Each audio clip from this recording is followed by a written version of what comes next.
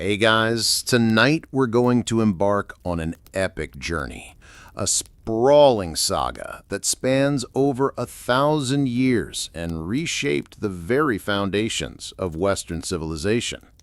We're diving deep into the heart of the Roman Empire, from its humble beginnings as a tiny settlement on the Tiber to its colossal, world-dominating peak, and then, inevitably, its slow, dramatic fade into history.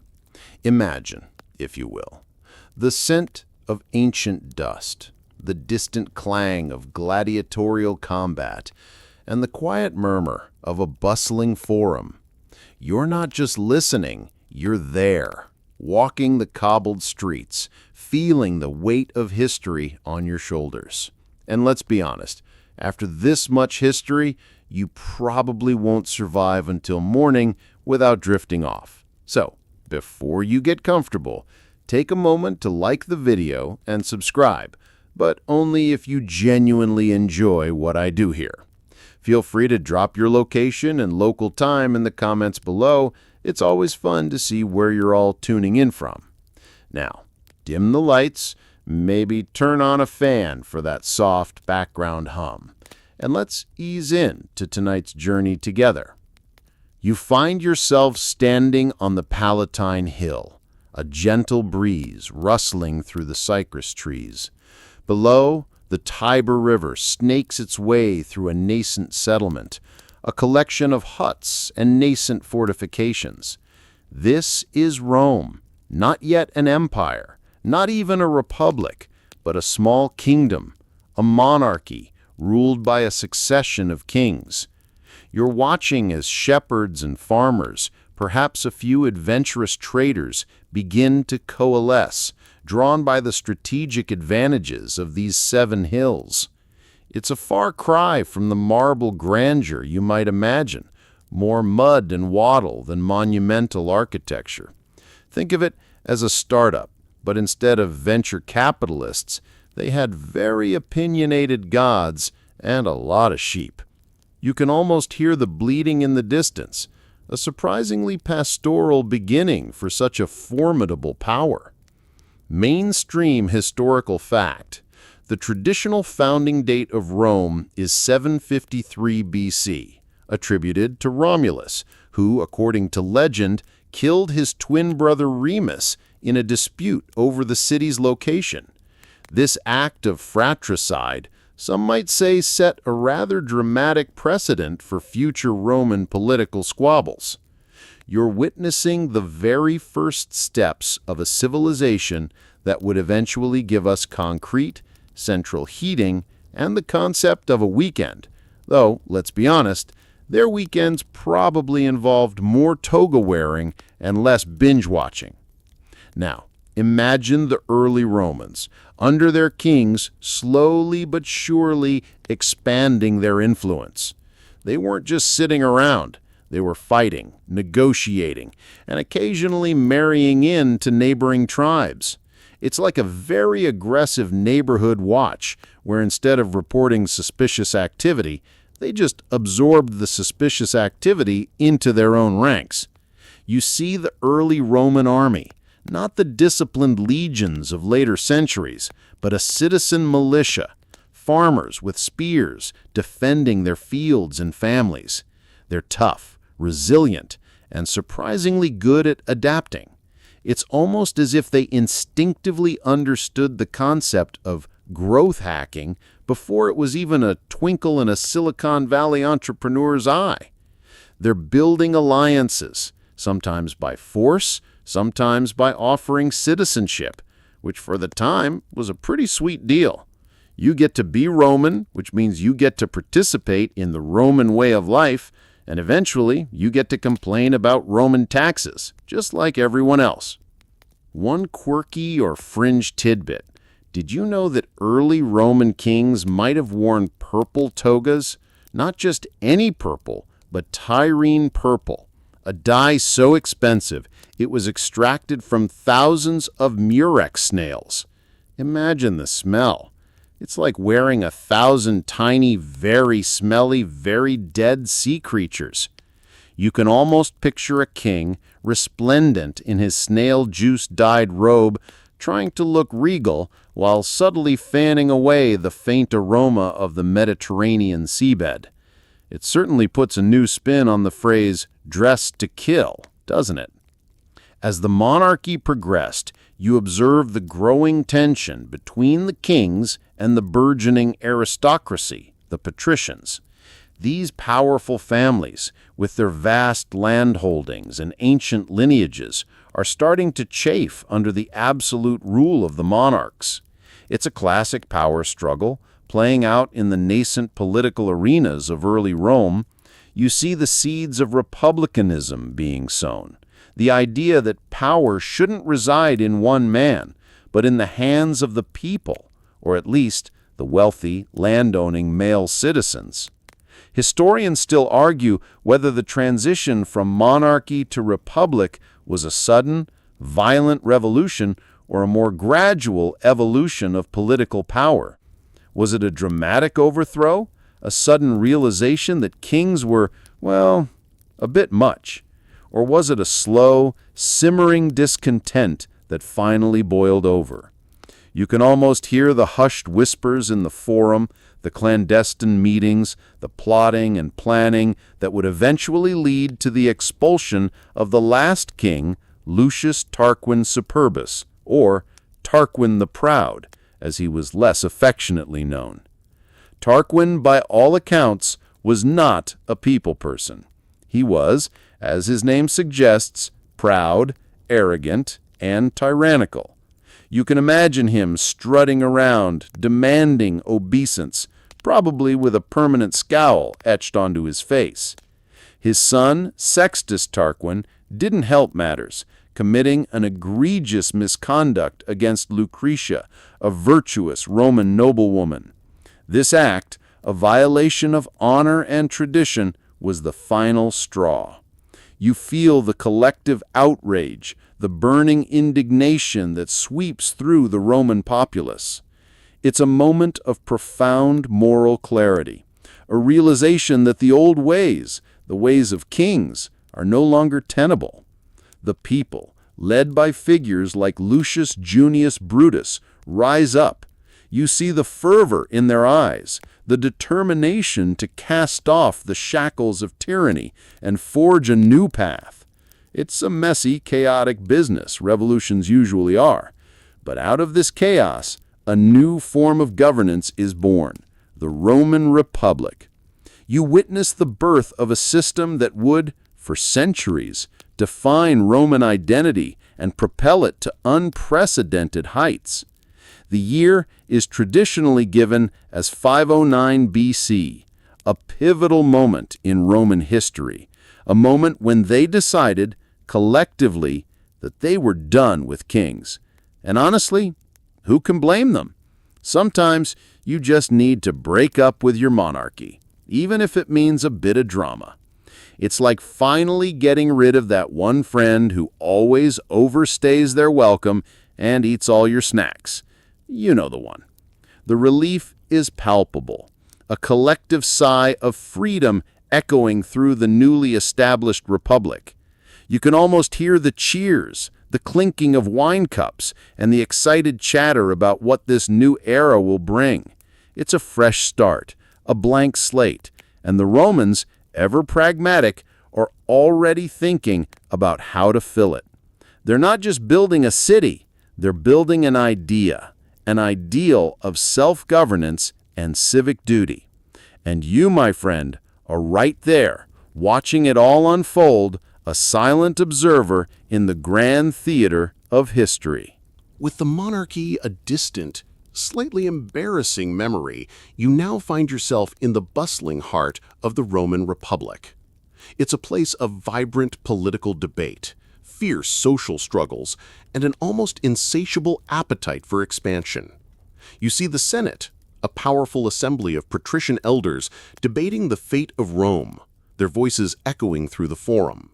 Below them, the plebeians, the common citizens, are constantly pushing for greater rights and representation.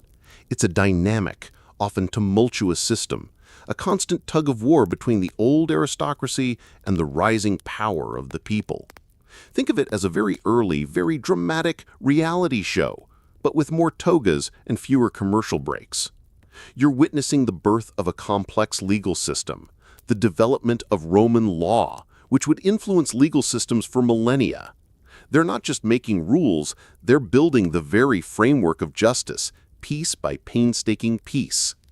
Mainstream historical fact. The Roman Republic's expansion was driven by a combination of defensive wars, strategic alliances, and a healthy dose of ambition. One of the most significant periods of this expansion was the series of conflicts known as the Punic Wars, fought against Carthage, a formidable maritime power located in modern-day Tunisia. These weren't just skirmishes. These were epic clashes for control of the Mediterranean, the ultimate showdown between two superpowers of the ancient world. You can almost feel the tension in the air, the sense of an inevitable collision. The First Punic War, primarily a naval conflict, saw Rome, a land-based power, build a navy from scratch, a testament to their adaptability and sheer determination. Imagine trying to learn how to sail and fight at the same time against an enemy who's been doing it for centuries. It's like the garage band challenging a symphony orchestra to a rock-off, and somehow the garage band wins. Now, let's talk about Carthage. You picture a city of immense wealth, built on trade, with a powerful fleet and a mercenary army. They're the established giants, the ones who've been ruling the waves for ages. And then there's Rome, the upstart, the landlubber who suddenly decides they want to be a naval power. You see the Romans reverse engineering Carthaginian ships, literally pulling them apart to understand their construction. It's the ancient world's version of industrial espionage, but with more splinters and less intellectual property law. They even invented the corvus, a boarding bridge that allowed them to turn naval battles into land battles, effectively negating Carthaginian superior seamanship. It's a brilliant, if somewhat clunky innovation, like putting tank treads on a speedboat. You can almost hear the Carthaginian admirals gloating, "Oh, come on, that's just not fair." One quirky or fringe tidbit. During the First Punic War, Roman soldiers unfamiliar with naval warfare reportedly suffered from severe seasickness. Imagine a legionary, a hardened warrior who's faced down Gauls and Samnites, now green around the gills, clutching the rail of a ship, wishing he was back on solid ground. It's a reminder that even the toughest soldiers have their weaknesses, and sometimes that weakness is just a really bad case of motion sickness. You can almost hear the grumbling, "I didn't sign up for this. Where's my nice firm ground to stand on?" The Second Punic War, however, is where the legend truly begins, largely due to one man, Hannibal Barca. You hear his name whispered with a mixture of fear and grudging respect. He's a military genius, a master strategist, and he's coming for Rome. You see him leading his army, including war elephants, across the Alps, a feat of logistical brilliance that still boggles the mind. Imagine trying to get a herd of elephants over a mountain range in winter, with hostile tribes, treacherous terrain, and no GPS. It's the ultimate road trip from hell, but with more tusks and less car sickness. You can feel the chill of the mountain air, the crunch of snow underfoot, and the sheer audacity of his plan. He inflicted devastating defeats at the Romans at Trebia, Lake Trasimene, and most famously Cannae, where he annihilated a Roman army twice the size of his own. You see the shock and despair in Rome, the city on the brink of collapse. It's a moment of existential crisis, a time when the very survival of the Republic hangs by a thread. Historians still argue whether Hannibal's ultimate failure to conquer Rome was due to his own strategic missteps, the resilience of the Roman people, or the Carthaginian Senate's reluctance to provide him with adequate support. Was it a failure of nerve, a lack of resources, or simply the indomitable spirit of Rome that ultimately thwarted him? You can almost hear the debates raging in ancient taverns, and perhaps even today in dusty university halls. The Romans, despite their losses, refused to surrender. They adopted a Fabian strategy, named after Quintus Fabius Maximus, avoiding direct confrontation and instead harassing Hannibal's supply lines. It's a war of attrition, a slow, grinding process, but it works. You see the Roman spirit, their gravitas and virtus, shining through in their darkest hour. They're not just fighting for land, they're fighting for their very way of life, for the idea of Rome itself. Eventually the tide turns. You see Scipio Africanus, a brilliant Roman general, taking the fight to Carthage, forcing Hannibal to return to his homeland. The final showdown at Zama, where Scipio decisively defeats Hannibal, marks the end of Carthaginian power and the beginning of Rome's undisputed dominance in the Mediterranean. You witness the triumph, the parades, the sense of relief and exhilaration that sweeps through Rome. They've faced their greatest challenge and emerged victorious, stronger, and more confident than ever. The Mediterranean, once a contested sea, is now effectively a Roman lake. You see their legions marching across Spain, Greece, and Asia Minor, establishing provinces, building roads, and spreading Roman influence. It's an era of unprecedented growth, a time when Rome truly becomes the master of its world. And you, my friend, are watching this colossal empire take shape piece by piece, conquest by conquest, like a giant, very ambitious jigsaw puzzle. It's a testament to their military prowess, their political acumen, and their sheer, unadulterated stubbornness. They're not just conquering lands, they're absorbing cultures, integrating new peoples, and laying the groundwork for a vast, interconnected world. It's a world where Roman law, Roman customs, and Roman roads begin to knit together disparate regions, creating a tapestry of power and influence that stretches as far as the eye can see. You can almost hear the echoes of their marching feet, the shouts of command, and the quiet hum of a civilization on the rise.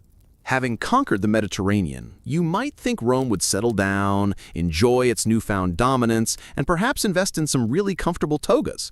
But no, the Roman Republic, much like a teenager who's just won the lottery, found new ways to create drama. You're now witnessing the slow, agonizing unraveling of the very system that brought Rome to power. The external threats have largely been dealt with, but the internal pressures are mounting, like a pressure cooker about to blow. The vast wealth pouring into Rome from its conquests, instead of enriching everyone, is exacerbating the divide between the rich and the poor. You see grand villas rising on the hills, while the streets below teem with dispossessed farmers, their lands bought up by wealthy senators. It's a recipe for discontent, a simmering resentment that will soon boil over. Mainstream historical fact. The Gracchi brothers, Tiberius and Gaius, were two tribunes of the plebs who attempted to enact land reforms in the late 2nd century BC to address the growing inequality. Their efforts, though well-intentioned, were met with fierce opposition from the conservative senatorial elite, ultimately leading to their violent deaths.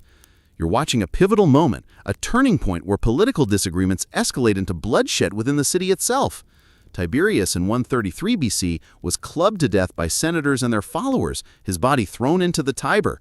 Gaius, a decade later, met a similar fate. It's a stark reminder that in Roman politics, sometimes the debate ended not with a vote, but with a bludgeon. You can almost hear the gasps of horror, the realization that the rules of engagement have fundamentally changed. The Republic, once a beacon of civic discourse, is now showing its brutal underbelly. Now, imagine the social fabric of Rome stretching and tearing under the strain. The citizen soldier, the backbone of the Republic, is disappearing. Long military campaigns mean farmers are away from their land for years, their farms falling into disrepair or being swallowed up by larger estates. When they return, they find themselves landless, jobless, and often resentful. You see them flocking to Rome, swelling the ranks of the urban poor, a volatile population ripe for manipulation by ambitious politicians. It's a classic case of unintended consequences, victory abroad leading to instability at home. It's like winning a marathon only to find your house has been repossessed while you were running. Not ideal. One quirky or fringe tidbit. During this period of social unrest, Roman politicians would often wear special shoes, called calci, which were sometimes dyed purple or red to signify their status. Imagine trying to have a serious political debate while everyone is staring at your fancy footwear. It's like a modern-day politician trying to deliver a serious speech while wearing clown shoes. You can almost hear the whispers, "Did you see Senator Crassus's new crimson calque? So ostentatious." It adds a touch of absurd theater to an already dramatic period. The military, once loyal to the Republic, begins to shift its allegiance to individual generals. You see figures like Gaius Marius, a new man from outside the traditional aristocracy, reforming the army, allowing landless citizens to enlist, and promising them land upon retirement. This creates a professional army, but one that is loyal to its commander, not necessarily to the state.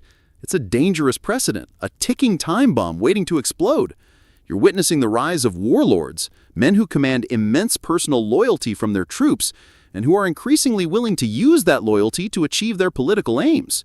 It's like a company where the employees are more loyal to their department head than to the CEO, and the department heads are all vying for control of the entire corporation. Historians still argue whether the decline of the Roman Republic was an inevitable consequence of its expansion, a systemic flaw in its constitution, or the result of ambitious individuals exploiting existing weaknesses. Was it too big to govern, too corrupt to sustain, or simply unlucky at its choice of leaders? You can almost feel the weight of these questions echoing through the centuries. The Republic, once a model of civic virtue, is now a battleground for personal ambition. You see the rise of powerful figures like Sulla, who marches his army on Rome, a shocking act of treason that shatters centuries of tradition. He purges his enemies, establishes a brutal dictatorship, and then, surprisingly, abdicates. It's a bewildering display of power, a man who could have been king choosing to step down. But the precedent is set. Rome can be taken by force. The stage is now set for the ultimate power struggles. You see the emergence of the first triumvirate, an unofficial political alliance between three of the most powerful men in Rome: Pompey the Great, a brilliant general, Marcus Licinius Crassus, the wealthiest man in Rome, and a rising star named Gaius Julius Caesar. It's a power-sharing agreement, a temporary truce between titans, each with their own ambitions. You're watching them carve up the Roman world, using their combined influence to dominate politics. It's like three very large, very hungry sharks circling the same piece of bait, each waiting for the opportune moment to strike.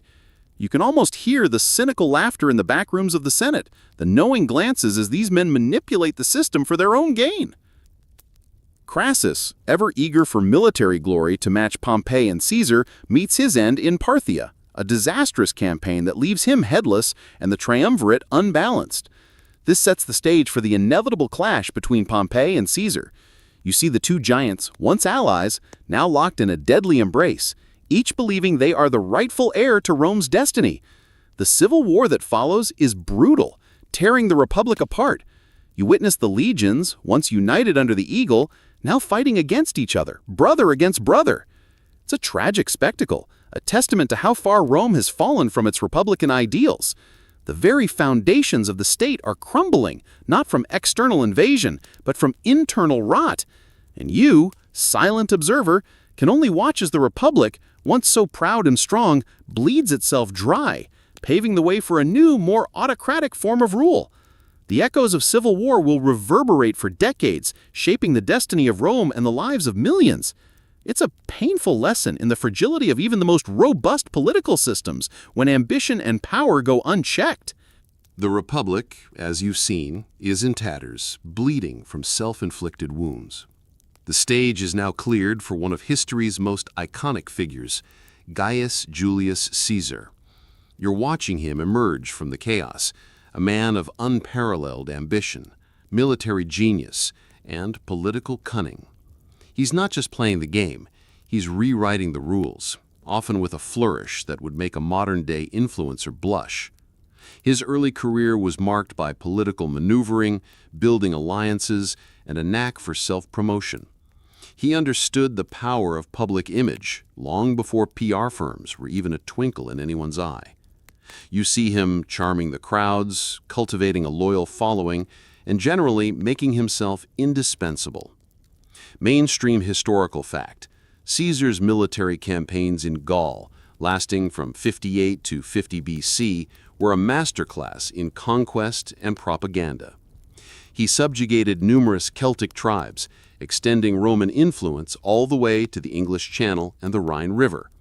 His personal account, Commentari de Bello Gallico, Commentaries on the Gallic War, was a brilliant piece of self-promotion, detailing his victories and justifying his actions to the Roman people. You're witnessing him not just conquering territory, but conquering public opinion, shaping his own narrative with every stroke of his pen. Imagine writing your own heroic autobiography while simultaneously fighting a war. It's multitasking at its finest, or perhaps at its most audacious. He even crossed the Rhine into Germania and twice invaded Britain, pushing the boundaries of the known Roman world. These campaigns brought him immense wealth, military glory, and the unwavering loyalty of his legions. They also gave him a formidable power base, one that would soon challenge the very foundations of the Republic. Now picture Caesar's legions, hardened by years of campaigning in Gaul, utterly devoted to their general. They've marched through forests, scaled mountains, and faced fierce warriors all under his command.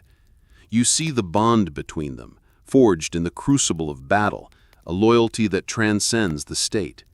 When the Senate, fearing his growing power, orders him to disband his army and return to Rome as a private citizen, you feel the tension. This is the moment of truth, the point of no return.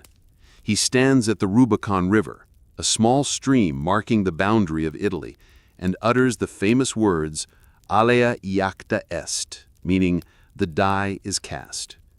You're watching him make a decision that will plunge Rome into civil war, a war against his former ally, Pompey the Great. It's a gamble, a roll of the dice, but Caesar, ever the risk-taker, is all in. One quirky or fringe tidbit: Caesar was known for his distinctive comb-over, a desperate attempt to conceal his receding hairline. Imagine the most powerful man in Rome, a military genius and political titan, meticulously arranging his hair every morning to maintain a youthful appearance. It's a surprisingly relatable detail, a reminder that even emperors had their vanity. You can almost hear his barber whispering, "Just a little more to the left, sir. Yes, perfect." It's a testament to the timeless human desire to look good, even when you're busy conquering the world. The civil war that follows is swift and brutal. You see Caesar's legions, outnumbered but superior in experience and leadership, sweeping aside Pompey's forces across Greece, Africa, and Spain. The Battle of Pharsalus in 48 BC is the decisive moment, where Caesar's tactical brilliance utterly defeats Pompey. You witness the end of an era, the last gasp of the old republic's military might. Pompey flees to Egypt, where he is tragically assassinated, a betrayal that even Caesar laments.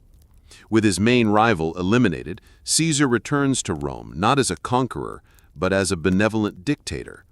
He institutes a series of reforms, reorganizing the government, granting citizenship to provincials, and even reforming the calendar, which, by the way, is still largely the basis of our modern calendar. Thanks, Julius.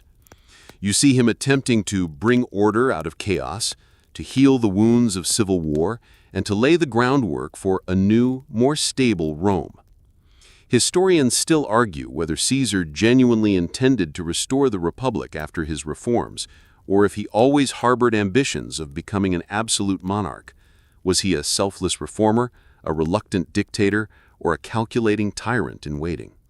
You can almost hear the whispers of conspiracy, the growing unease among the conservative senators who cling to the ideals of the Republic. They see his growing power, his increasing disregard for traditional norms, and they fear for the future of Rome.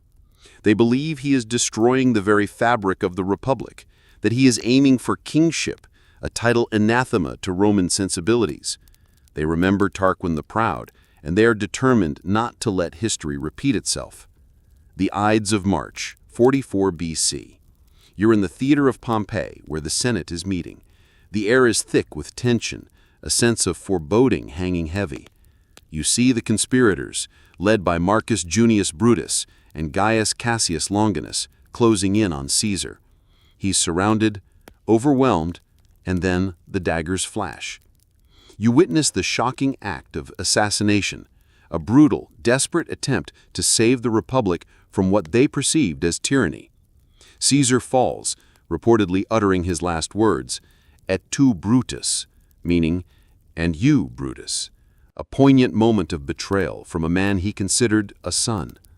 It's a moment that reverberates through history, a dramatic climax to a life lived on the grandest stage. The conspirators, believing they have liberated Rome, parade through the streets proclaiming the return of the Republic. But you, with the benefit of hindsight, know better. Their act, intended to save the Republic, instead plunges Rome into another, even bloodier civil war. The vacuum left by Caesar's death is immense, and the struggle to fill it will be fierce. It's like trying to put out a fire with gasoline. The intentions might be good, but the outcome is disastrous. The Republic, already on life support, is now truly on its deathbed, its fate sealed by the very men who sought to preserve it. The echoes of Caesar's fall will haunt Rome for generations, a stark reminder of the perils of unchecked ambition and the tragic consequences of political violence. The assassination of Julius Caesar, far from restoring the Republic, plunged Rome into an even deeper abyss of civil war. You're now witnessing the chaotic aftermath, a power vacuum that draws in ambitious men like a magnet. The conspirators, Brutus and Cassius, are quickly outmaneuvered. The stage is set for the rise of Caesar's adopted son and heir, Octavian, a young man who, at first glance, seems unassuming, but possesses a shrewd mind and an iron will. He forms the second triumvirate with Mark Antony, Caesar's loyal general, and Marcus Aemilius Lepidus, a powerful politician. It's another uneasy alliance, a temporary marriage of convenience designed to consolidate power and avenge Caesar's death. You see them systematically eliminating their political enemies, a brutal proscription that leaves thousands dead, including the great orator Cicero. It's a grim reminder that in the struggle for power, morality often takes a back seat. Mainstream historical fact. The Battle of Actium in 31 BC was the decisive naval engagement that marked the end of the Roman Republic and the beginning of the Roman Empire. You're watching the clash between Octavian's forces, led by his brilliant admiral Agrippa, and the combined fleets of Mark Antony and Cleopatra, the Queen of Egypt. It's a spectacle of ancient naval warfare, ships ramming, archers firing, and the sea turning red with blood. Antony and Cleopatra's defeat is total, their dreams of an Eastern empire shattered. You see them fleeing to Egypt, where they eventually commit suicide, leaving Octavian as the undisputed master of the Roman world. It's a moment of profound historical significance, the final act in a century of civil strife. The long, bloody drama of the Republic's demise is finally over, and a new era is about to begin. Now, imagine Octavian, having defeated all his rivals, standing at the precipice of absolute power. He could have declared himself king, but he was too clever for that. He understood the Roman aversion to monarchy, the deep-seated fear of tyranny. Instead, he embarked on a masterful political rebranding. You see him carefully dismantling the old Republican institutions, not with a sledgehammer, but with a velvet glove. He restores the Republic, ostensibly returning power to the Senate and the people, but in reality, he retains ultimate control. He takes on the title of princeps, first citizen, a subtle nod to Republican ideals while accumulating an unprecedented array of powers. He is, in essence, an emperor in all but name. It's a brilliant sleight of hand, a political magic trick that allows him to rule without appearing to rule. It's like a CEO who claims to be just one of the team, but everyone knows who's really in charge. You can almost hear the collective sigh of relief from a war-weary populace tired of endless conflict and yearning for stability. One quirky or fringe tidbit: Augustus, despite his immense power, was known for his simple lifestyle and aversion to extravagance. He reportedly wore clothes woven by his wife, Livia, and his sister, Octavia, and lived in a modest house on the Palatine Hill, not a sprawling palace. Imagine the most powerful man in the world, dressed in homespun, probably complaining about the cost of olive oil. It's a stark contrast to the opulence of later emperors, and perhaps a calculated move to appear humble and relatable to the Roman people. You can almost hear him saying, "Oh, this old thing, Livia made it." This period, known as the Pax Romana, or Roman peace, lasts for over 2 centuries. You're now experiencing an unprecedented era of stability, prosperity, and cultural flourishing. The civil wars are over, the borders are largely secure, and trade routes are safe. You see merchants plying their wares across the vast empire, from Britannia to Egypt, from Spain to Syria. Roman roads, those marvels of engineering, crisscross the landscape, facilitating communication and commerce. It's a golden age, a time when Rome reaches the zenith of its power and influence.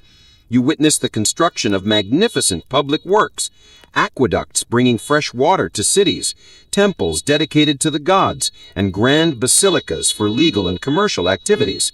The city of Rome itself is transformed from a city of brick to a city of marble, a testament to Augustus's vision and the empire's wealth. It's like a massive urban renewal project, but on a scale that dwarfs anything seen before or since. Historians still argue whether the Pax Romana was a true period of peace and prosperity for all, or if it simply masked underlying tensions and inequalities within the vast empire. Was it a genuine golden age, or merely a temporary lull before the next storm? You can almost hear the debates in the academic halls pondering the true nature of this seemingly idyllic period. While the core of the empire enjoyed relative tranquility, the frontiers were constantly contested, and rebellions, though suppressed, were not uncommon. You see the legions, no longer fighting civil wars, now stationed on the borders, guarding against barbarian incursions, a constant reminder that peace is often maintained by the sword. Augustus, through careful management and shrewd political maneuvering, laid the foundations for the imperial system that would govern Rome for centuries. He established a professional army, reformed the tax system, and created a stable bureaucracy. He understood that an empire, to endure, needed more than just military might. It needed efficient administration and a sense of shared purpose. You see him cultivating a cult of personality, promoting himself as a divine figure, a bringer of peace and order. Temples are dedicated to him, and his image appears on coins throughout the empire.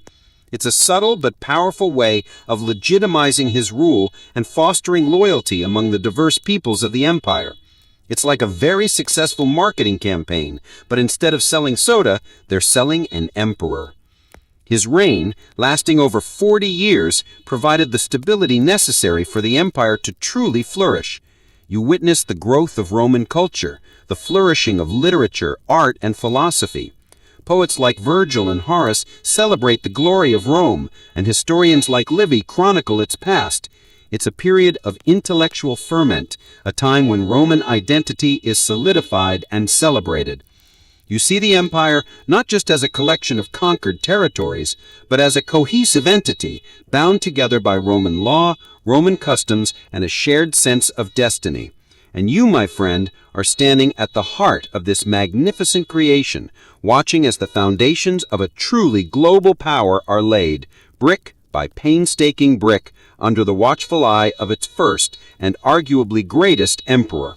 The Pax Romana, while not without its flaws, provided the framework for an empire that would endure for centuries, a testament to the vision and political genius of Augustus. It's a legacy that continues to shape our world, even today, in ways you might not even realize. You can almost feel the gentle hum of prosperity, the quiet confidence of a civilization at its peak, basking in the glow of a hard-won peace. With the Pax Romana firmly established, you now find yourself in an era of unprecedented imperial expansion. The foundations laid by Augustus have created a stable, wealthy state, and the emperors who follow, for the most part, continue to push the boundaries of Roman power. You see the legions, those disciplined, efficient fighting machines, marching across continents, extending Rome's reach further than ever before. It's a period of consolidation and conquest, where the empire truly earns its name, stretching its tendrils across vast swaths of the known world. Imagine a giant, ever-growing amoeba, slowly but surely engulfing everything in its path, but with better roads and a more organized bureaucracy. Mainstream historical fact: the Roman Empire reached its greatest territorial extent under the Emperor Trajan, who reigned from 98 to 117 AD. You're watching as his legions conquered Dacia, modern-day Romania, Mesopotamia, and parts of Parthia, bringing immense wealth and new peoples into the Roman fold. Trajan's column in Rome, a monumental spiral relief, vividly depicts his Dacian campaigns, a testament to his military prowess and the sheer scale of Roman engineering. You can almost hear the clang of hammers as they build bridges and fortifications, the shouts of soldiers as they storm enemy strongholds. It's a period of relentless, almost unstoppable advance, driven by a combination of strategic necessity, economic opportunity, and the sheer ambition of its leaders. He was so popular, they called him Optimus Princeps, the best ruler. It's like getting a 5-star rating on Yelp, but for an entire empire. Now, picture the sheer logistical challenge of managing such a vast empire. From the cold, damp forests of Britannia to the scorching deserts of North Africa, from the vineyards of Gaul to the bustling markets of Egypt, Rome's influence is everywhere. You see Roman governors administering provinces, Roman tax collectors gathering revenue, and Roman engineers building infrastructure. It's a complex web of administration held together by a common legal system, a shared currency, and the ever-present threat of the legions. It's like trying to run a global corporation with no internet, no phones, and all your communication relying on guys on horseback. Surprisingly, it worked, mostly. You can almost feel the weight of the bureaucracy, the endless scrolls of parchment, the meticulous record-keeping that kept the wheels of empire turning. One quirky or fringe tidbit: Roman soldiers, particularly those stationed in colder climates like Britannia, were known to wear wool socks under their sandals. Yes, sandals. Imagine the fashion statement. It's a surprisingly practical solution to cold feet, but it certainly doesn't scream fierce warrior. You can almost hear the Roman fashion critics scoffing, "Socks with sandals? How utterly barbaric."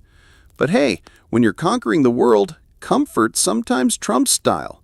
It's like wearing Crocs to a formal dinner. You might get some strange looks, but your feet will thank you. The expansion wasn't always about direct conquest. You see Rome also expanding its influence through diplomacy, trade, and the gradual Romanization of conquered peoples. Local elites adopt Roman customs, speak Latin, and send their children to Roman schools. It's a soft power approach, a cultural assimilation that often proved more effective than brute force. You witness the spread of Roman villas, Roman baths, and Roman theaters across the provinces, transforming local landscapes and integrating them into the broader imperial culture. It's like a very successful cultural exchange program, but with more gladiatorial games and less awkward small talk. Historians still argue whether the empire's expansion was a deliberate long-term strategy or a series of opportunistic reactions to perceived threats and economic incentives. Was it a grand design, meticulously planned over centuries, or a more organic, almost accidental growth? You can almost hear the debates, pondering the true motivations behind Rome's relentless drive for more. Some argue that Rome was constantly seeking to secure its borders, creating buffer zones against barbarian tribes. Others suggest that the lure of wealth, resources, and slave labor was the primary driver. Regardless of the motivation, the result was an empire of unprecedented size and diversity. Under emperors like Hadrian, Trajan's successor, the focus shifted from aggressive expansion to consolidation and defense. You see Hadrian, a keen traveler and architect, touring the provinces, personally overseeing the construction of fortifications like Hadrian's Wall in Britannia. It's a massive undertaking, a physical manifestation of the empire's new defensive posture. You can almost feel the biting wind on the wall, the sense of a frontier, a line drawn in the sand against the wild lands beyond. It's a recognition that the empire has reached its natural limits, that further expansion would be unsustainable. It's like realizing you've eaten too much at a buffet, and now you just need to digest. You're watching the empire mature, moving from its aggressive adolescence to a more measured, self-aware adulthood. This period also sees the continued development of Roman law, administration, and infrastructure.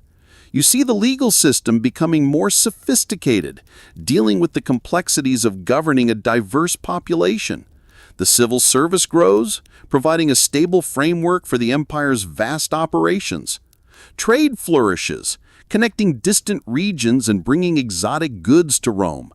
You witness the construction of new roads, bridges, and aqueducts, binding the empire together and facilitating the movement of goods, people, and ideas. It's a testament to Roman pragmatism and their ability to adapt and innovate. They're not just building an empire, they're building a civilization, one that will leave an indelible mark on the world. And you, my friend, are observing this colossal entity at its peak, a testament to human ambition, organization, and sheer willpower. The Roman Empire at this point is a truly global superpower, a marvel of ancient engineering and administration, and a force that shapes the destiny of millions. You can almost hear the steady hum of prosperity, the confident stride of a civilization that believes itself to be eternal, basking in the glory of its unparalleled reach. After the expansive reign of Trajan and the defensive consolidation of Hadrian, you now enter a period often hailed as the Golden Age of the Roman Empire, the era of the 5 good emperors. This wasn't a boy band, though they certainly had their fans. This was a succession of rulers: Nerva, Trajan, Hadrian, Antoninus Pius, and Marcus Aurelius, who, for nearly a century, provided the empire with unprecedented stability, prosperity, and effective governance. You're witnessing a time when the empire, having reached its territorial peak, focused on internal strength, wise administration, and a general sense of well-being. It's like a well-oiled machine humming along efficiently, with everyone, from the lowliest farmer to the highest senator, feeling the benefits. Or at least, that's the popular narrative. Mainstream historical fact: the defining characteristic of the 5 good emperors was their practice of adopting their successors based on merit rather than hereditary lineage. This meant that the most capable individual, rather than the eldest son, was chosen to lead the empire. You're seeing a deliberate attempt to avoid the dynastic squabbles and incompetent rulers that had plagued earlier periods. Nerva adopted Trajan, Trajan adopted Hadrian, Hadrian adopted Antoninus Pius, and Antoninus Pius adopted Marcus Aurelius. This system, for a time, ensured a continuous line of competent and dedicated leaders. Imagine a world where leaders were chosen purely for their ability to do the job, not because of who their daddy was. Revolutionary, right? It's almost as if they understood that talent trumps genetics, a concept that still occasionally eludes us today. Now picture the empire under Antoninus Pius, a man so mild-mannered and peaceful that he rarely left Italy for his entire 23-year reign. You see a period of immense public works, not for conquest, but for the benefit of the citizens. Aqueducts are repaired, roads are maintained, and public buildings are erected. The legal system continues to evolve, becoming more humane and just.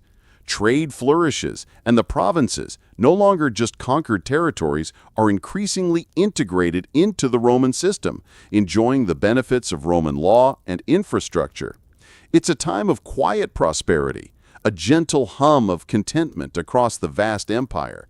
You can almost hear the contented sighs of merchants, the happy chatter in the marketplaces, and the distant sound of construction, building a better future, one brick at a time. One quirky or fringe tidbit? Antoninus Pius was known for his love of simple pleasures, including a particular fondness for a type of Roman cheese called Caseus formaticus. Imagine the emperor, the most powerful man in the world, sitting down to a quiet meal, perhaps with a glass of wine and a hunk of his favorite cheese. It's a charming detail that humanizes a figure who might otherwise seem distant and imposing. You can almost picture him saying, nothing beats a good Caseus formaticus after a long day of ruling the world. It's a reminder that even emperors had their comfort foods, just like us, though theirs probably didn't come in a plastic wrapper. Then comes Marcus Aurelius, the philosopher emperor. You see him not just as a ruler, but as a deep thinker, a stoic philosopher who grappled with the burdens of power and the fleeting nature of life. His personal reflections, compiled in Meditations, offer a rare glimpse into the mind of an emperor, a man who sought wisdom and virtue amidst the chaos of governance. But his reign, unlike his predecessors, was not one of unblemished peace. You witness the return of external pressures, the Marcomannic Wars on the Danube frontier, and the devastating Antonine Plague, which swept across the empire, decimating populations. It's a stark reminder that even in a golden age, challenges lurk just beyond the horizon. You see him leading his legions on campaign, a philosopher in armor, battling barbarians while contemplating the meaning of existence. It's a heavy burden, a constant struggle between the ideals of philosophy and the harsh realities of imperial power. It's like trying to write a profound philosophical treatise while simultaneously fending off a horde of very angry, very unphilosophical barbarians. Not an easy task. Historians still argue whether the Antonine Plague, which some estimate killed up to a third of the empire's population, was the beginning of the end for the Roman Empire or merely a severe setback from which it could have recovered. Was it a fatal blow, weakening the empire beyond repair, or just a really bad flu season that they eventually got over? You can almost hear the epidemiologists of ancient Rome scratching their heads, trying to figure out what hit them. The plague certainly had a profound impact, disrupting trade, depleting the army, and creating widespread social and economic dislocation. You see the resilience of the Roman people, their ability to endure hardship and rebuild, but also the deep scars left by such a catastrophic event. Despite these challenges, the empire under the 5 good emperors was a testament to effective governance. You see a strong centralized administration, a well-maintained infrastructure, and a generally prosperous economy. The legal system, as mentioned, continued to develop, providing a framework for justice and order across the vast empire.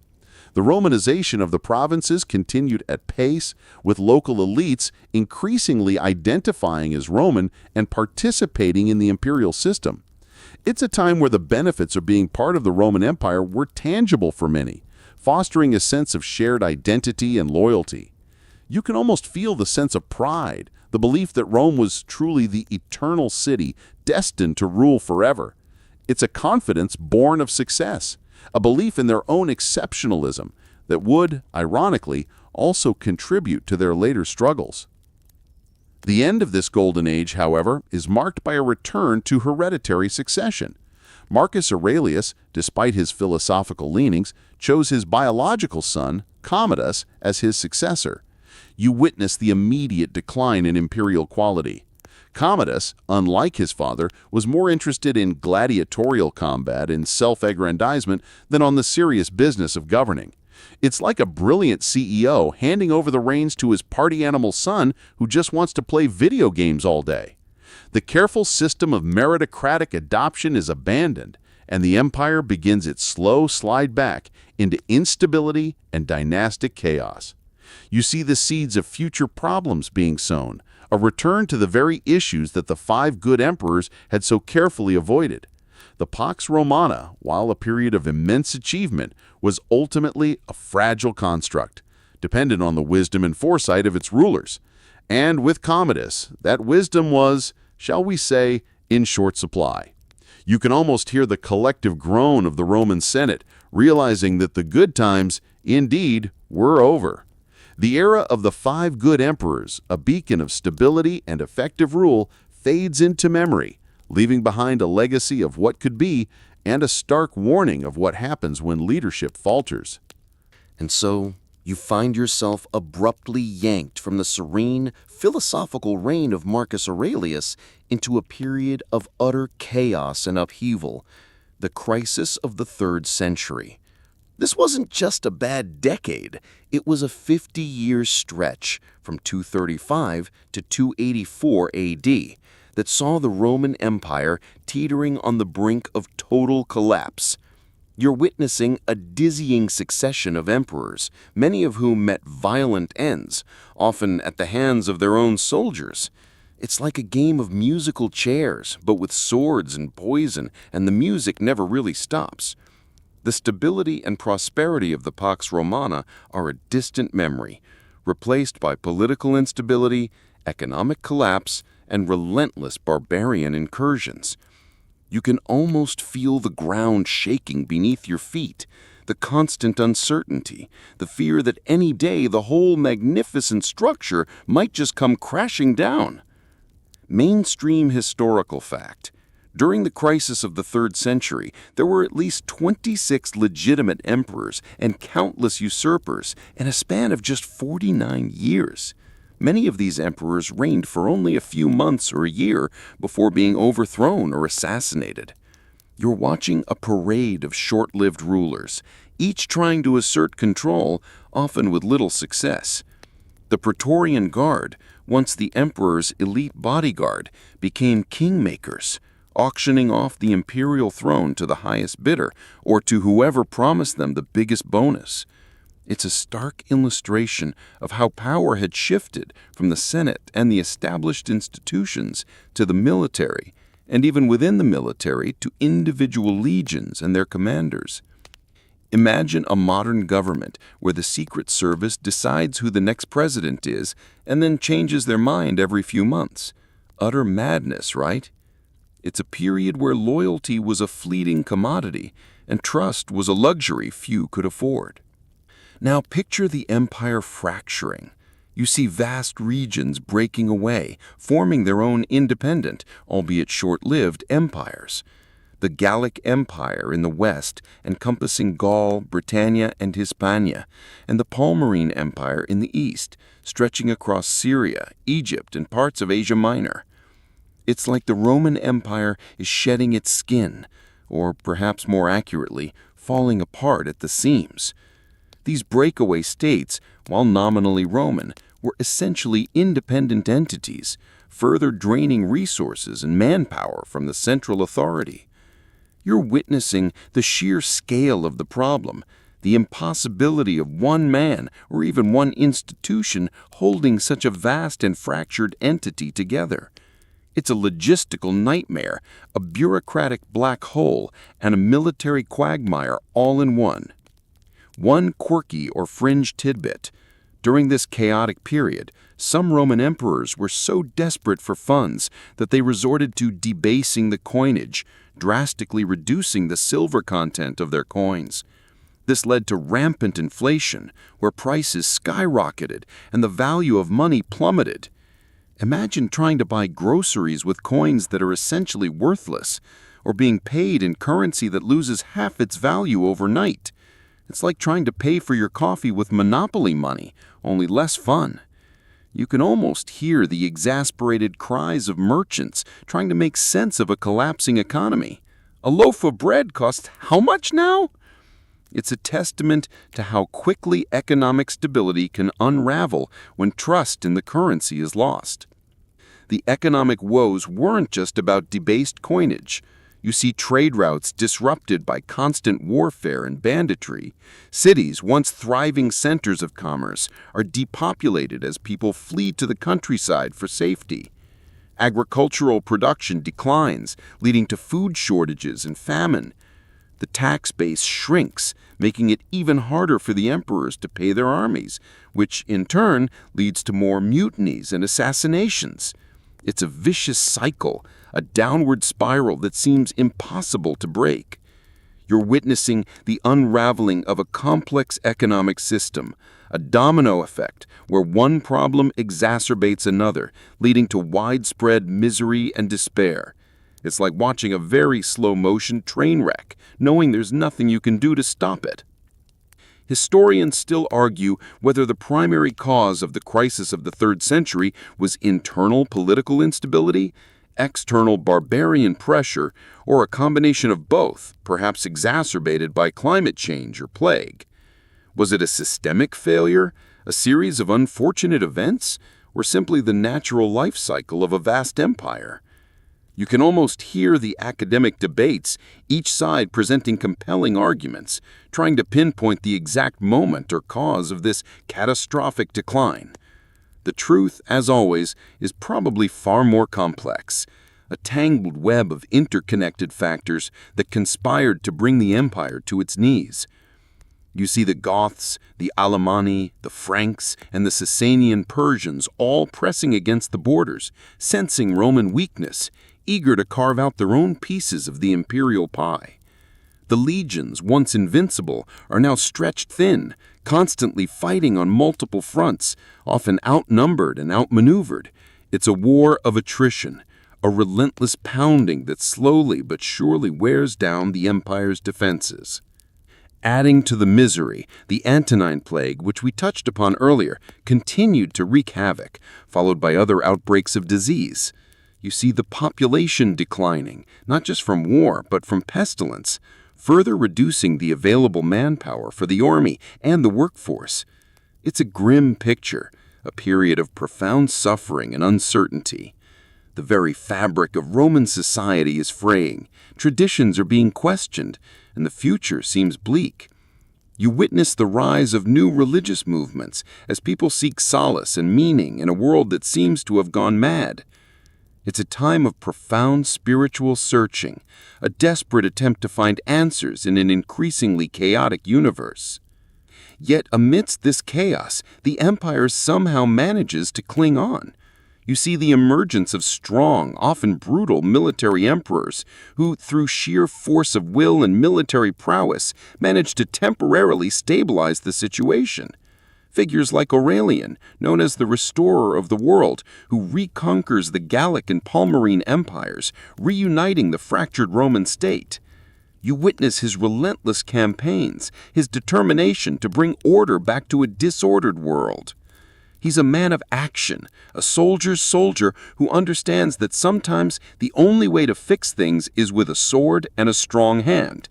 It's like a very effective but very violent corporate turnaround specialist.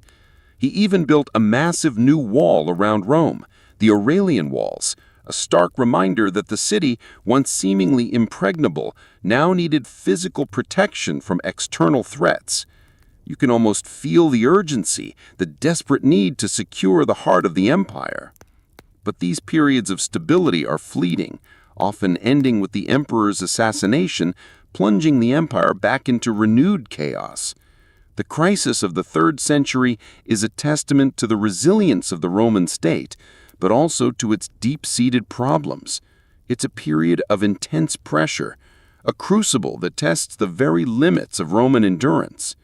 You're watching an empire struggle for its very survival, fighting on multiple fronts, both internal and external. It's a period that leaves an indelible mark on the Roman psyche, a deep-seated fear of instability and a longing for the peace and order of earlier times. The empire survives, but it is fundamentally changed, hardened by adversity, but also scarred by the experience. And you, my friend, have witnessed this tumultuous half-century, a period that reshaped the Roman world and set the stage for the dramatic transformations yet to come. The echoes of this crisis will reverberate for centuries, a constant reminder of the fragility of power and the relentless march of history. From the brink of collapse, you now witness the Roman Empire's remarkable, if temporary, recovery, largely thanks to the iron will and organizational genius of one man, Diocletian. He emerges from the chaos of the 3rd century crisis, a military strongman who understands that the old ways simply won't work anymore. You're seeing a radical restructuring of the empire, a desperate attempt to stabilize a system that has been bleeding from 1,000 cuts. He's not just patching things up, he's tearing down the old blueprint and building something entirely new, a more centralized, authoritarian state. Think of him as the ultimate corporate turnaround specialist, but instead of spreadsheets, he's wielding legions and edicts. Mainstream historical fact: Diocletian introduced the tetrarchy, a system of rule by 4 emperors in 293 AD. He divided the empire into East and West, with an Augustus, or senior emperor, and a Caesar, or junior emperor, in each half. You're watching a deliberate attempt to address the empire's vastness and the problem of succession. The idea was that each Caesar would eventually succeed their Augustus, ensuring a smooth transition of power and providing more localized defense against barbarian threats. It's a bold experiment, a recognition that one man simply couldn't govern such a sprawling entity effectively. Imagine trying to manage a global company with just one CEO. It's just not feasible. This division, while initially a pragmatic solution, would eventually lead to the permanent split of the Roman Empire. You can almost hear the sighs of relief from the various corners of the empire as they finally have a ruler closer to home, someone who understands their local problems. Now picture the sheer scale of Diocletian's reforms. He dramatically increased the size of the army, creating a mobile field army that could respond quickly to threats, in addition to the traditional frontier garrisons. You see new fortifications being built, old ones strengthened, and the borders becoming more secure. He also reformed the tax system, making it more efficient and equitable, though no less burdensome. He introduced a new census and a system of taxation based on land and labor, ensuring a more stable revenue stream for the state. It's a massive bureaucratic undertaking, a testament to his meticulous attention to detail. It's like a very thorough, very unpopular accountant taking over the entire country's finances. You can almost feel the weight of the new regulations, the endless forms, the sense of an omnipresent state reaching into every aspect of life. One quirky or fringe tidbit: Diocletian was known for his love of cabbage. He famously retired to his palace in Split, modern-day Croatia, and spent his days gardening, reportedly saying that if his critics could see his cabbages, they would never bother him about the burdens of empire. Imagine the most powerful man in the world, having just reshaped an empire, finding solace in cultivating vegetables. It's a surprisingly humble and relatable detail, a reminder that even emperors need a hobby. You can almost picture him, dirt under his fingernails, proudly showing off his prize-winning cabbages, completely unconcerned with the machinations of power. Diocletian also implemented a series of economic reforms attempting to combat the rampant inflation that had plagued the empire during the crisis. He issued the Edict on Maximum Prices, attempting to fix prices for goods and services across the empire. You're witnessing a desperate attempt to control market forces, a top-down approach to economic stability. It's like trying to stop a flood with a teacup, well-intentioned but ultimately ineffective. The edict was largely ignored, leading to black markets and shortages, but it highlights the severity of the economic problems he faced. You can almost hear the exasperated cries of merchants trying to navigate a world where the government tells them what they can charge for a chicken.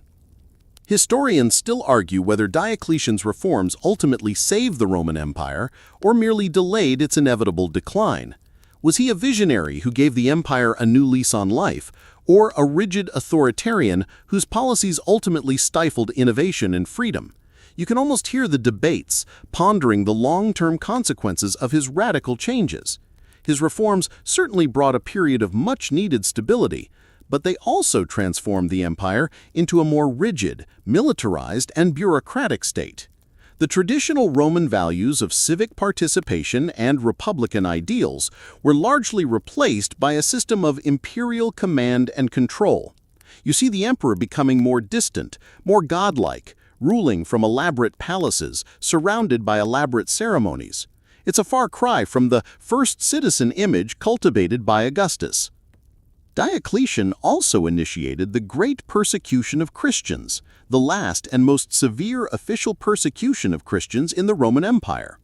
You're witnessing a desperate attempt to restore traditional Roman religious practices and unity, as he saw the growing Christian faith as a threat to the empire's stability. It's a tragic chapter, a period of immense suffering for early Christians who refused to worship the Roman gods or the emperor. It's a stark reminder of the clash between old traditions and new beliefs, a conflict that would ultimately reshape the religious landscape of the empire. You can almost hear the defiant hymns of the persecuted, the quiet strength of their faith in the face of overwhelming power. In a truly unprecedented move, Diocletian voluntarily abdicated in 305 AD, forcing his co-Augustus, Maximian, to do the same. He retired to his magnificent palace in Split, becoming the only Roman emperor to willingly step down from power.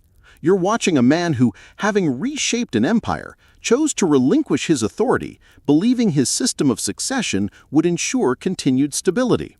It's a remarkable act, a testament to his discipline and perhaps his weariness. But his carefully constructed tetrarchy soon crumbled after his abdication, plunging the empire back into civil war, as ambitious Caesars vied for ultimate power.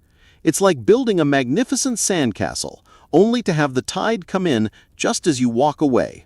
The very system designed to prevent conflict ultimately triggered it. And you, my friend, have witnessed the rise and fall of a truly transformative figure, a man who for a time pulled the Roman Empire back from the abyss, but whose legacy also laid the groundwork for its eventual division.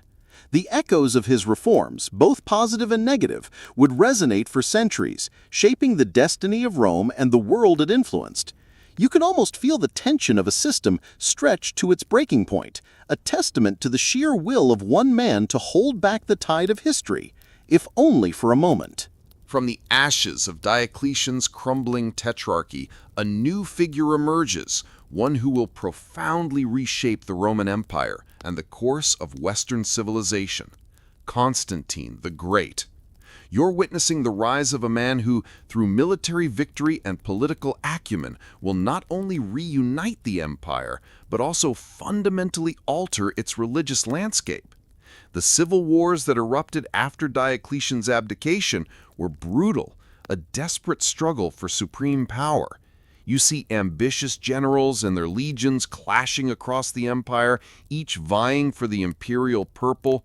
It's a chaotic, bloody period, a testament to the fragility of even the most carefully constructed systems. Mainstream historical fact, the Battle of Milvian Bridge in 312 AD was a pivotal moment in Constantine's rise to power and in the history of Christianity. You're watching as Constantine, facing a numerically superior army led by his rival Maxentius, purportedly sees a vision of a cross or a chi rho symbol, the first two Greek letters of Christ's name, in the sky, accompanied by the words, "In hoc signo vinces," "In this sign you will conquer." He orders his soldiers to paint the symbol on their shields and, against all odds, achieves a decisive victory. Maxentius drowns in the Tiber, and Constantine enters Rome as the undisputed ruler of the Western Roman Empire. This event is often seen as the moment Constantine converted to Christianity, or at least began to favor it.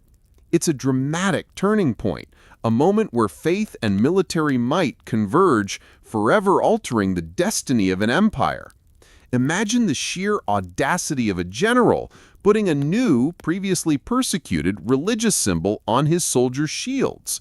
It's like a modern-day politician suddenly adopting a fringe ideology and winning an election. Bold, to say the least. Now, picture the profound implications of Constantine's newfound favor for Christianity. Just a few years after the Great Persecution under Diocletian, Christianity goes from being a persecuted sect to a favored religion. You see churches being built, clergy receiving state support, and Christians rising to positions of power within the imperial administration.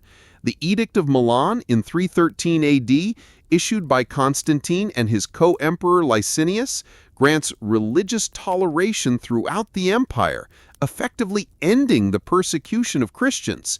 It's a seismic shift, a complete reversal of imperial policy. You can almost feel the collective sigh of relief from the Christian communities, the sense of liberation after centuries of fear and oppression. It's like being allowed to breathe freely after holding your breath for a very, very long time. One quirky or fringe tidbit: Constantine was reportedly quite fond of wearing elaborate, jewel-encrusted diadems, a far cry from the more modest attire of earlier emperors. Imagine the emperor, the most powerful man in the world, strutting around with a crown that probably weighed more than his head. It's a visual representation of the increasing pomp and ceremony of the imperial court, a move away from the republican simplicity of earlier times. You could almost hear the whispers of the old guard muttering about the decline of traditional Roman values while secretly admiring the sparkle. It's a testament to the human fascination with bling even in ancient times. Constantine's reign also saw another monumental decision: the shifting of the empire's capital. You're witnessing the founding of Constantinople, New Rome, on the site of the ancient Greek city of Byzantium. He chose this location for its strategic advantages: easily defensible, at the crossroads of trade routes between East and West, and far from the pagan traditions and political intrigues of Old Rome. You see massive construction projects underway, transforming a relatively small town into a magnificent imperial city, complete with a new forum, palaces, churches, and a massive hippodrome. It's a deliberate attempt to create a new center of power, a Christian capital for a Christianizing empire.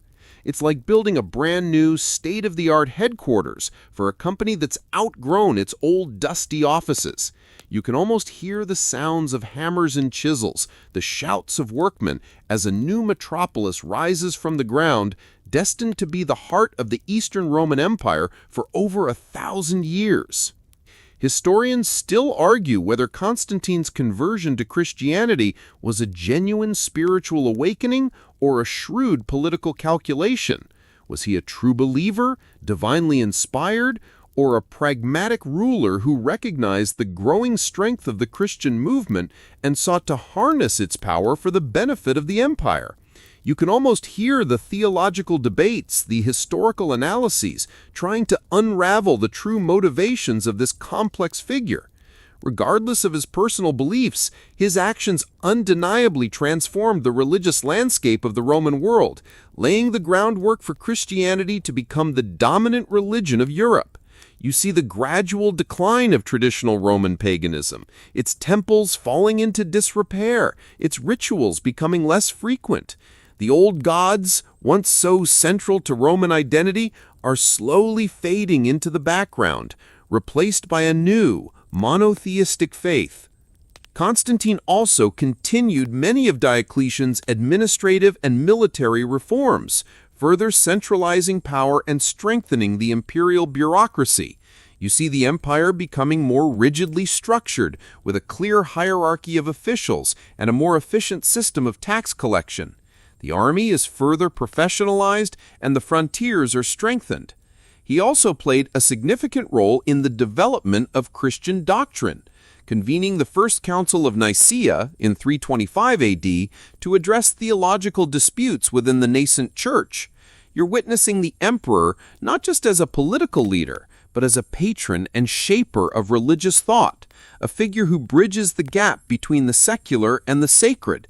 It's a powerful combination, one that would define the relationship between church and state for centuries to come. His reign, lasting over 30 years, brought a much-needed period of stability after the chaos of the Tetrarchy. You see the empire, though still facing external threats, finding a new sense of purpose and identity under its Christian emperor. The shift of the capital to Constantinople also had profound long-term consequences, gradually leading to a divergence between the Greek-speaking East and the Latin-speaking West. You're witnessing the subtle beginnings of a split that will eventually lead to two distinct Roman empires. It's like two branches of a family tree slowly growing apart, each developing its own unique characteristics. The legacy of Constantine is immense, a testament to his vision and his ability to navigate a turbulent world. He not only reunited a fractured empire, but also set it on a new religious and geographical course, a path that would shape the destiny of Europe for millennia. And you, my friend, have witnessed this monumental transformation, a period where the old gives way to the new, and the very soul of the Roman Empire is irrevocably altered. The echoes of his decisions, from the cross on the shields to the walls of Constantinople, still resonate today, a powerful reminder of how one man can change the course of history. Despite Constantine's efforts to stabilize and reorient the empire, you now find yourself witnessing the inexorable decline and eventual collapse of the Western Roman Empire. The seeds of this demise, sown centuries earlier, are now bearing bitter fruit. The division of the empire into East and West, while initially a pragmatic administrative decision, gradually led to a divergence in fortunes.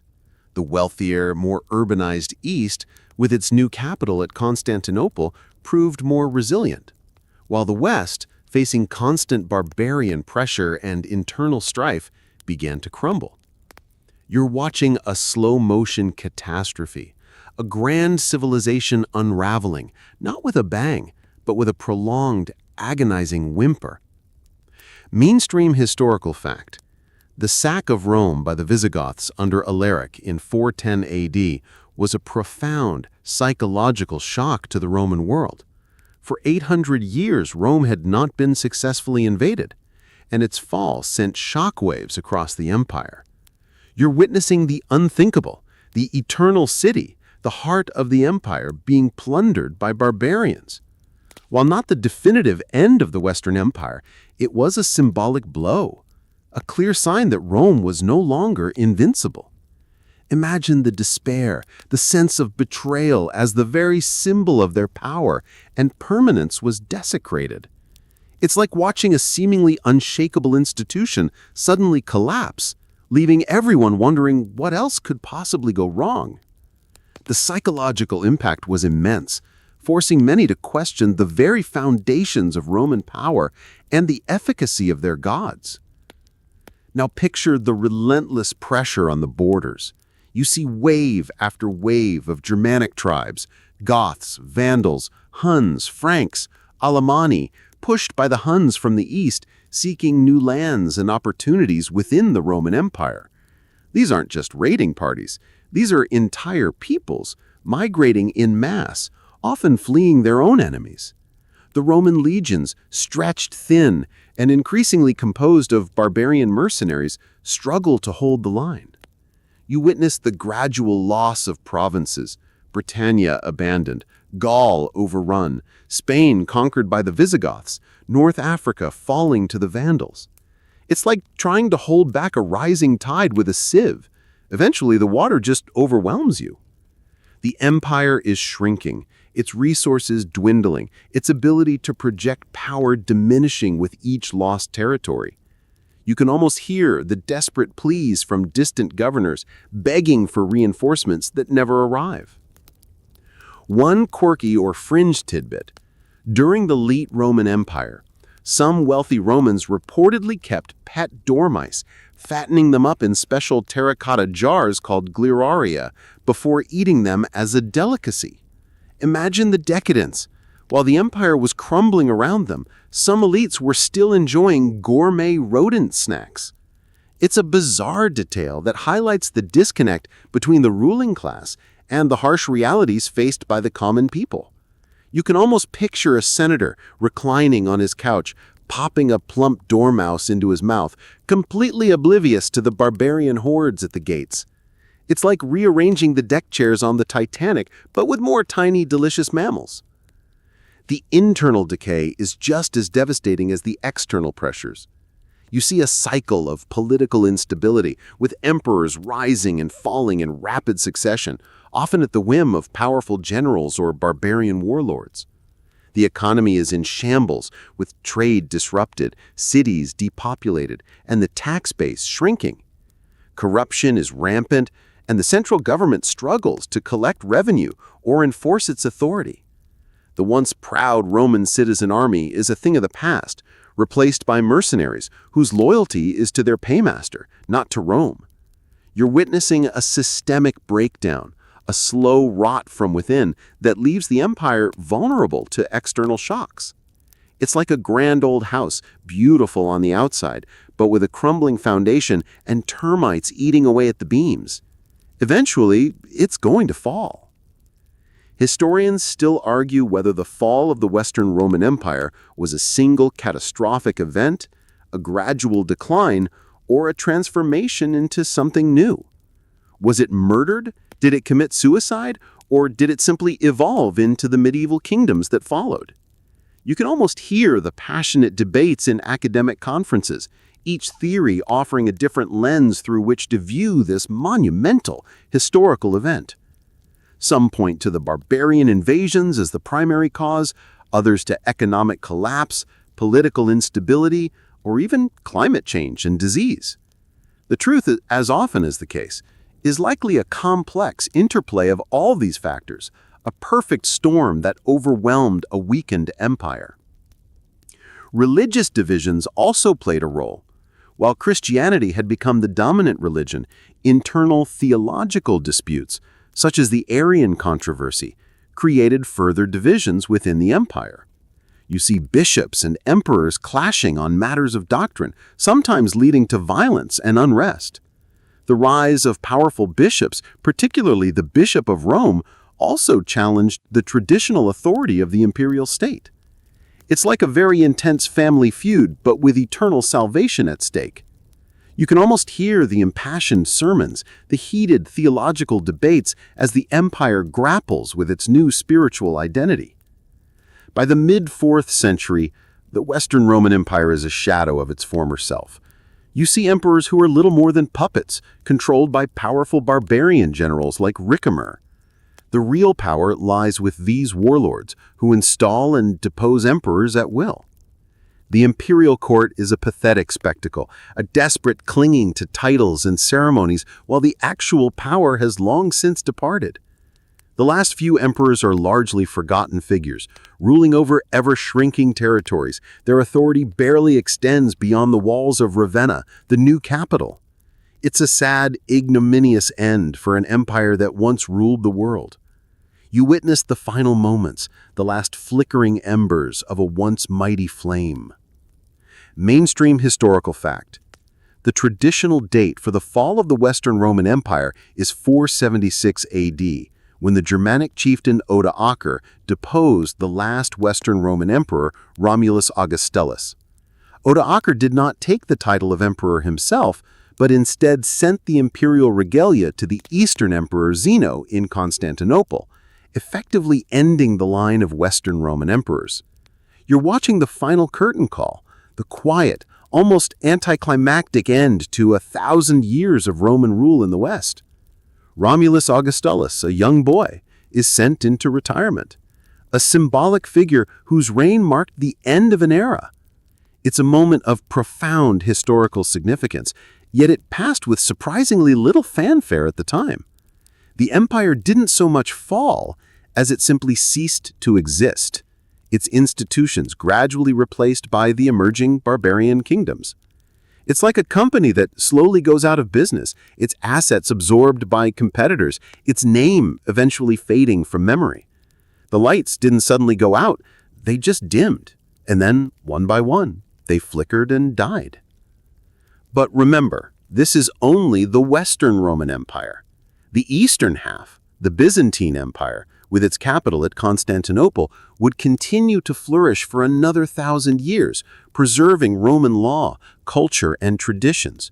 So while one chapter closes, another, equally fascinating, continues. The legacy of Rome, though transformed, would live on, shaping the laws, languages, and cultures of Europe for centuries to come. You've witnessed the end of an era, the collapse of a titan, but also the birth of a new world, a world that would carry the echoes of Rome into the future. The fall was not a clean break, but a messy, complex process, a transition from one form of civilization to another, leaving behind a rich tapestry of ruins and new beginnings. And you, my friend, have seen it all, from the humble beginnings on the Tiber to the final quiet demise of the Western Empire, a testament to the enduring power of history to both build and destroy. As the Western Empire fades into a tapestry of emerging Germanic kingdoms, you turn your gaze eastward to the glittering city of Constantinople. Here, the Roman Empire did not fall. It simply transformed. You're now witnessing the rise of the Byzantine Empire, the Eastern Roman Empire, which would carry the torch of Roman civilization for another 1,000 years. It's a vibrant, sophisticated, and deeply Christian society, a bridge between the ancient world and the modern. You see the magnificent Hagia Sophia, a marvel of engineering and a testament to Byzantine faith, its dome seeming to float on a cushion of light. You hear the bustling markets filled with exotic goods from across the world, a testament to Constantinople's position as a major center of trade. It's a city of immense wealth, culture, and power, a beacon of civilization in a world that was, in many ways, growing darker. Mainstream historical fact. The reign of Justinian I, from 527 to 565 AD, was a period of remarkable achievement and ambition for the Byzantine Empire. You're watching as he attempts to reconquer the lost western provinces, sending his brilliant general Belisarius to reclaim North Africa from the Vandals and Italy from the Ostrogoths. For a brief, shining moment, it seems as if the old Roman Empire might be restored. But these conquests were costly and ultimately unsustainable. More enduring was Justinian's codification of Roman law, the Corpus Juris Civilis, a monumental work that preserved and systematized centuries of Roman legal thought. This legal code would become the foundation for many modern legal systems, a lasting testament to the Roman genius for law and order. Imagine a team of legal scholars poring over ancient texts, trying to create a single coherent legal system from 1,000 years of precedents. It's a monumental task, one that would shape the course of Western legal history. Now, picture the Byzantine court, a world of intricate ceremony, elaborate titles, and political intrigue. You see the emperor not as a first citizen, but as God's chosen representative on earth, a sacred figure surrounded by an aura of divine authority. The bureaucracy is complex, the diplomacy subtle, and the politics often ruthless. It's a world of eunuchs, spies, and powerful empresses, a far cry from the relatively straightforward politics of the early Roman Republic. You can almost feel the weight of tradition, the sense of an ancient civilization constantly reinventing itself to survive. It's like a very old, very grand opera with a cast of thousands and a plot full of twists and turns. One quirky or fringe tidbit. The Byzantines were masters of a secret weapon known as Greek fire, a mysterious incendiary substance that could burn on water and was used to devastating effect in naval battles. Imagine a medieval flamethrower spewing a sticky, burning liquid that could cling to ships and sailors, incinerating everything in its path. The exact formula was a closely guarded state secret, lost to history. But it gave the Byzantine navy a crucial advantage for centuries. You can almost hear the terrified screams of their enemies as their ships are engulfed in a sea of fire. It's a testament to Byzantine ingenuity and their ability to innovate in the art of warfare. The Byzantine Empire was not just a military and political power, it was also a major center of learning and culture. You see scholars preserving and copying ancient Greek and Roman texts, saving them from being lost forever during the so-called Dark Ages in the West. They were the librarians of the ancient world, the guardians of a precious intellectual heritage. You witness the flourishing of Byzantine art, with its distinctive style of religious icons, mosaics, and illuminated manuscripts. It's a deeply spiritual art, designed to inspire awe and devotion, a reflection of the central role of Christianity in Byzantine society. You can almost feel the quiet reverence in the churches, the sense of a civilization dedicated to the glory of God.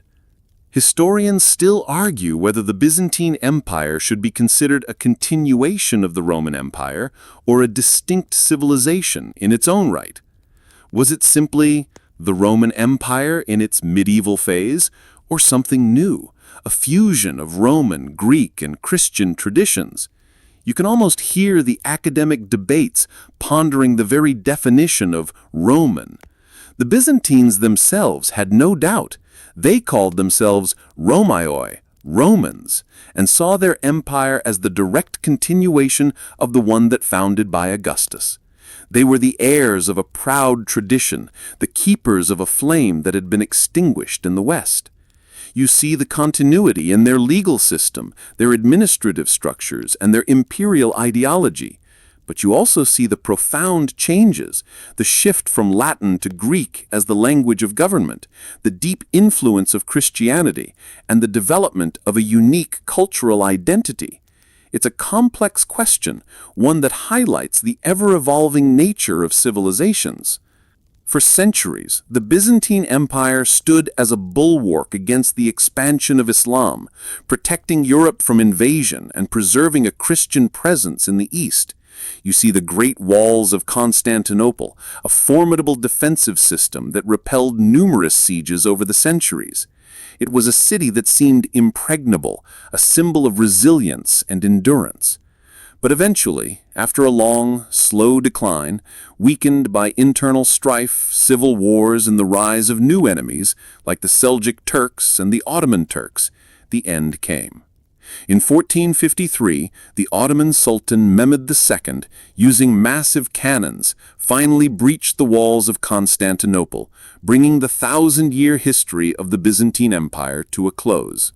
You're witnessing the final, tragic moments, the end of a civilization that had carried the legacy of Rome for so long. The fall of Constantinople was a profound shock to the Christian world, a moment that marked the end of the Middle Ages and the beginning of a new era. And so, our long journey through the story of the Roman Empire comes to a close. From the humble beginnings on the Tiber to the glittering domes of Constantinople, you've witnessed the rise and fall of one of the most influential civilizations in human history. Its legacy is all around us, in our languages, our laws, our architecture, and our political institutions. The story of Rome is a story of ambition, innovation, and resilience, but also a cautionary tale of hubris, corruption, and the fragility of even the greatest empires. It's a story that continues to fascinate and inspire, a testament to the enduring power of the past to shape the present. Now, as the echoes of history begin to fade, let the story settle around you like a soft, warm blanket. The grand narrative of emperors and legions, of conquests and collapses, begins to soften, its sharp edges blurring into the gentle quiet of the night. The clamor of the forum, the clash of swords, the whispers of senators, all of it recedes, leaving behind a deep and profound stillness. You can feel the weight of 1,000 years of history gently lifting, replaced by a sense of calm and tranquility. The journey is over, and you are safe here in the quiet comfort of your own space. The past, with all its drama and grandeur, is now just a story, a gentle murmur in the back of your mind, lulling you into a state of deep and peaceful rest. The great river of time flows on, carrying away the triumphs and tragedies, leaving only the soft, sandy shores of sleep. Let your thoughts drift, carried on that gentle current, away from the ancient world and into the soft, welcoming embrace of your dreams. There is nothing more to see, nothing more to do, only the gentle rhythm of your own breathing, a quiet, steady beat in the vast, silent expanse of the night. The story is done. The world is quiet. and you are at peace.